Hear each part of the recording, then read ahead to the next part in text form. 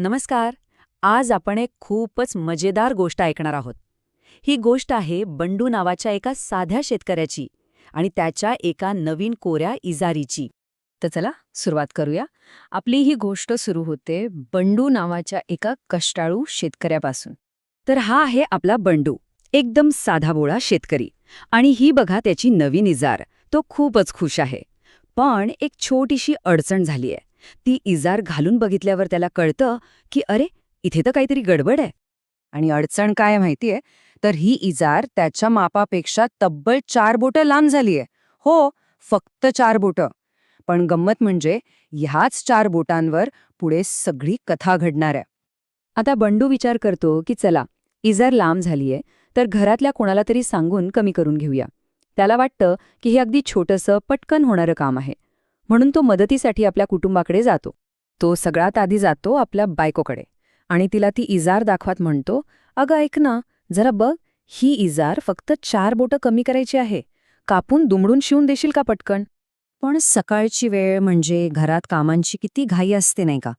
त्याची बायको कामात असते आणि ती म्हणते, अहो सकाळी सकाळी कुठे घेऊन बसलात, मला स्वयंपाक करायचा आहे, मुलांना शाळेत पाठवायचं आहे, माझ्याकडे आता अजिबात वेळ नाहीये, मला नाही जमणार हे. आता बायको नाही म्हणाली म्हटल्यावर बंडू थोडा नाराज होतो. तो ती इजार तशीच एका खुंडीला अडकवतो आणि आपल्या शेताच्या कामाला निघून जातो. पण खरी गंमत तर इथूनच सुरू होते. कथेला एक खूपच गोड वळण मिळतं. झालं असं की बंडू निघून गेल्यावर त्याच्या बायकोला, मुलीला आणि बहिणीला, या तिघींनाही मनात कुठेतरी वाईट वाटतं. प्रत्येकीला वाटतं की अरे रे, आपण त्यांचं काम करून द्यायला हवं होतं. आणि गंमत बघा, या तिघीही एकमेकींना काहीही न सांगता ती इजार दुरुस्त करायचं ठरवतात. तर बघा, सगळ्यात आधी बंडूच्या बायकोची कामं संपतात. ती गुपचूप ती इजार घेते, 4 बोटं कापते, शिवते आणि परत खुंटीवर ठेवून देते. मग दुपारी शाळेतून आल्यावर मुलीचं लक्ष जातं. तिलाही वाटतं बाबांची मदत करावी. ती सुद्धा तेच करते. इजार घेते, 4 बोटं कापते आणि शिवून ठेवते. आणि मग शेवटी बहिणीची नजर त्या इजारीवर पडते. आणि हो, तीही तेच करते.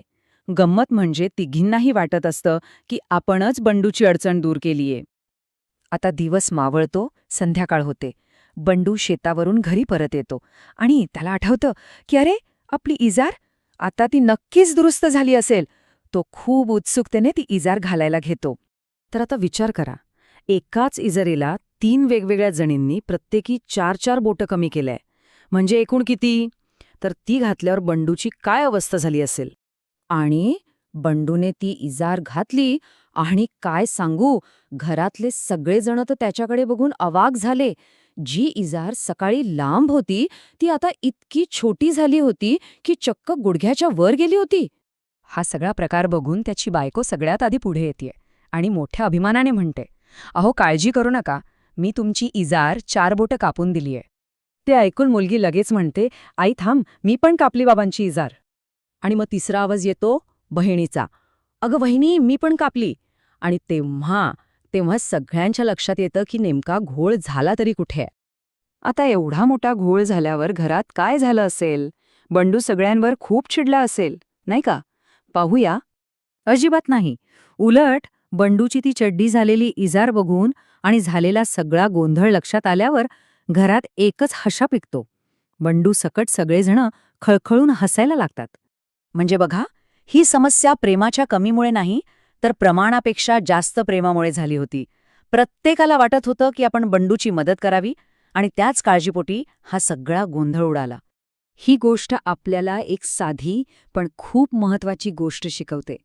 कुटुंबात प्रेम आणि काळजी दाखवण्याच्या नादात अशा लहान-सहान गोड चुका होतच असतात. आणि खरं तर याच मजेदार चुकांमुळे नात्यांमधला ओलावा, प्रेम आणि आनंद सगळं काही टिकून राहतं. खरं आहे की नाही?